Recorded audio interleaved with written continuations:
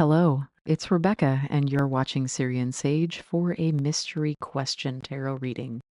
What that means is that you, the viewer, are going to be focusing on your question, and without me knowing your question, I am going to draw cards intended to provide an answer for you with an educational and informational interpretation of the cards.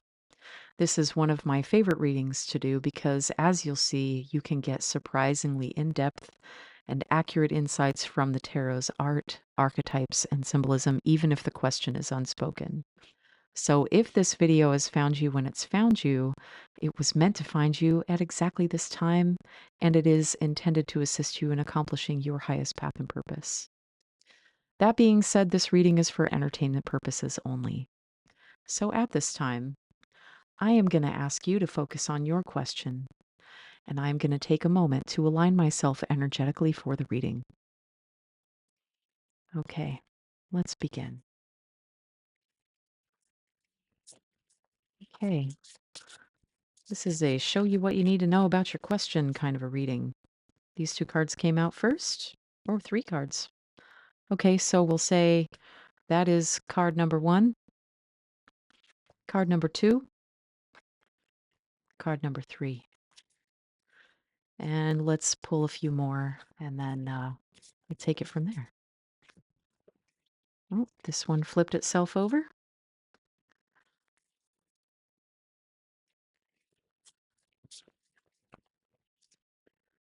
That one wants to come out. Oh, interesting.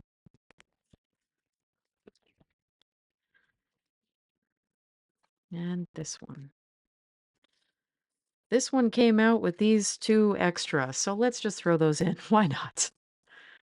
Okay, so this one, this first card, this is the situation or the issue that you're dealing with. This is the Hierophant card. And I want to tell you some things about the keywords of the Hierophant. It has to do with institutions and tradition. This is like a complementary, orderly card to the High Priestess. Whereas the High Priestess is the keeper of the secrets and the mysteries, the Hierophant is the one that delivers that information in an orderly and structured way to the people, which are right here. These two men. I don't know if they're priests or whatever, but they're definitely bald on the back of their heads, like they've been shaved, like the old friars of yore. We also have keys down here, and the whole this is order structure. This used to be called the Pope card. So the situation or the issue that you're dealing with, it has to do with society and its rules. It has to do with an idea like a religion or a tradition. It has to do with social approval and conformity. And it's also ideas such as forgiveness, mercy, wisdom, and trust. Those are just the keywords that are on the card itself. And it's an earth sign and it's in Taurus. This is the energy of the unexpected. And it's also the fifth numbered card in the major arcana. So if you're into numerology, you could interpret that more deeply. So also the situation, this tends to relate to things like servitude or captivity. One account can call this as like mercy and goodness. Like, let's say you're someone who's going to a confession, but also this can represent a marriage or an alliance. Like, this would be the person who marries the querent with their betrothed. Some keywords to think about would have to do with manifestation or an occult force that is voluntarily invoked. This would be like, doing a ritual in the church, right? You could think of it that way. This is what the situation is that you're dealing with. This is the issue. Now, the path forward and the guidance is going to be this card right here. This is the Eight of Wands. And this would be the first decan of Sagittarius, or the first 10 degrees of the sign of Sagittarius. So this would be like a very fiery, fast moving energy. Sagittarius is the straight shooter of the zodiac. This is someone who communicates really directly and with speed. So rapid action and movement. This has to do with a swift change, manifesting quickly. It can also relate to air travel. So the path forward and the guidance is if you have something that you need to say to a person about whatever this situation is, you need to communicate it quickly. Don't delay. Make the decision quickly and deliver the message. Again, this is practicality, skill, and these are absolute decisions. This is no wishy washiness, but it also has to do with business and the ego. So take that for what you will. Next, coming up, we have the challenge. The challenge card is the Ace of Swords. So the challenge is, just to be kind of comedic about it, will you remember to take your meds? The challenge is about like, are you going to be mentally clear about it? Are you going to have a new idea or are you going to have just a new conflict with another person? See, this is like love and hate. It can be represented in this energy. This isn't just, a new idea or an epiphany that's coming to you from on high, like as is represented by this hand issuing the sword out of the heavens. It's also, heavy is the crown that bears whatever this knowledge is. So that is a challenge. This is also a challenge of having a sharp mind. So, make sure you drink your coffee, I suppose. This can also represent the idea of surgery itself, like if you were going to take it more literally. So that's what you are being challenged about. Take your new idea, deliver the message. That's what that's about. The next one would be the unseen energy in this situation. We have the Queen of Swords. This is not a happy woman. The Queen of Swords, I would describe her as a sad woman.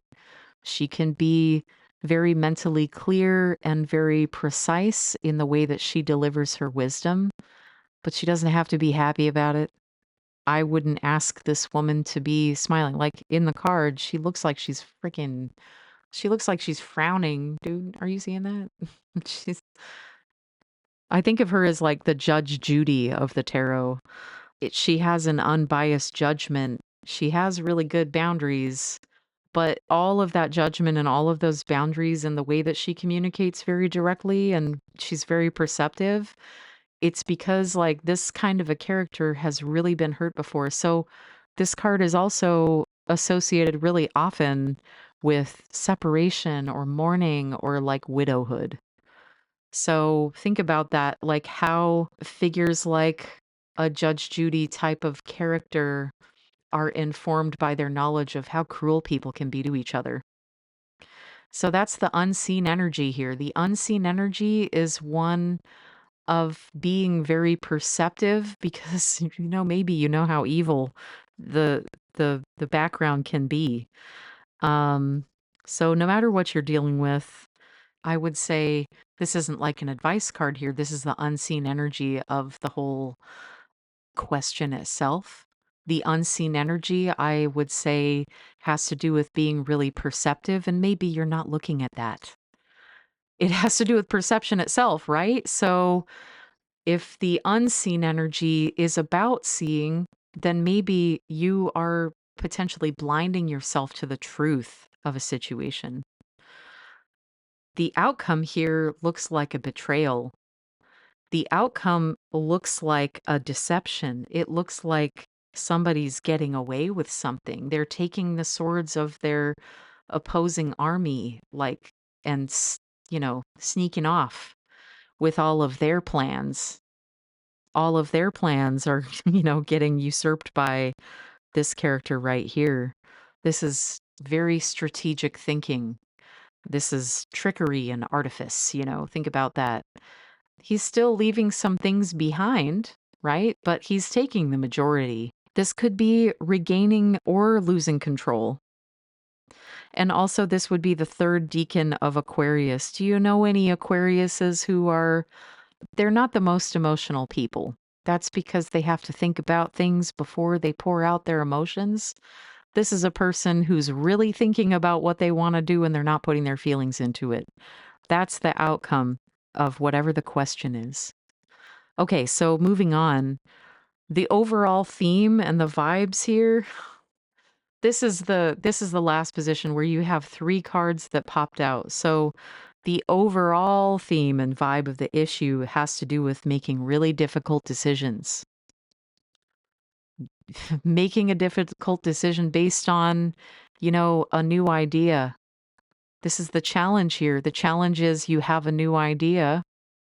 You've got to you've got to communicate quickly about what that is in order to deal with this situation of like this imposed structure, somebody else's willpower over maybe you or the situation itself. This card here about making a difficult decision, I want you to notice that this woman has the sea behind her, and the waters represent your intuition and maybe your subconscious, your dreams, and feelings. She's in a seated position. She's not moving around here. She's got 2 swords that look like if she mishandled them, she could cut off her own head. So, this is a blindfolded woman as well. So she's not seeing with her eyes and she's not feeling with her feelings and she's weighing her options. It's kind of like avoidance. Like you don't want to make the decision, but you really you really have got to. The Knight of Swords here as the overall theme, this is a very action-oriented person here. The Knight of Swords is the airy aspect of air, whereas, a figure like the Queen of Swords would be the watery aspect of air, air being the sword's element here. So, this being the air of air, as you see by these 2 symbols here, this is somebody who is very ambitious and fast thinking and maybe in a defensive position. And look at which direction he's facing as well. Facing this 7 of swords down.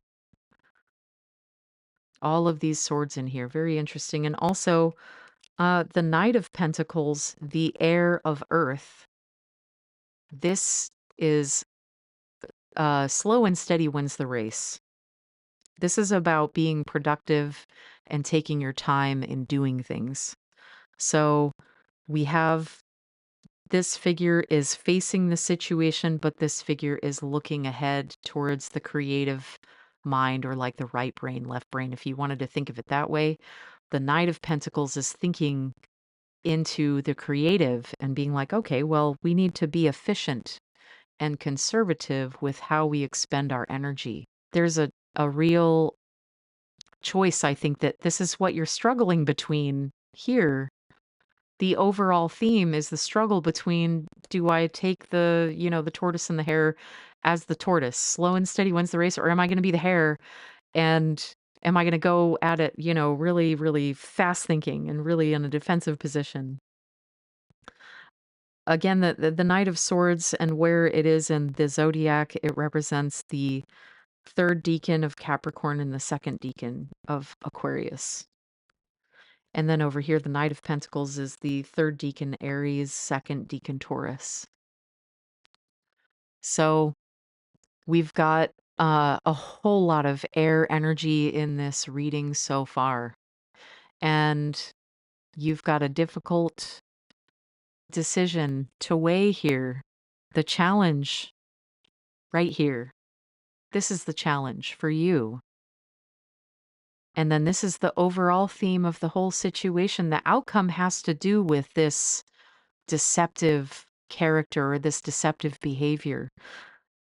And then it can also represent acting very strategically, but don't let the emotions get involved in that. If this is the outcome, like you're asking a question about what are you going to do, then the outcome is going to relate to this. Maybe this is what you are doing as your strategy.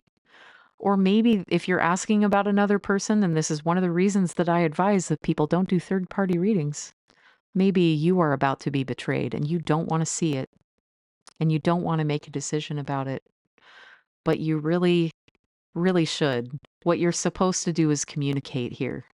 Communicate with all of your passion. All of the things that inspire you are supposed to be part of that communication. So, anyway, I'm going to wrap this up here. Thanks so much for watching.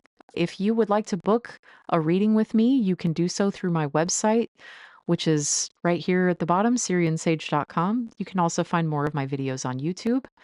And if you'd like to contribute to the work that I do, you can do so through my Ko-fi. If you would like to book a video reading such as this for yourself, you can do that through Ko-fi.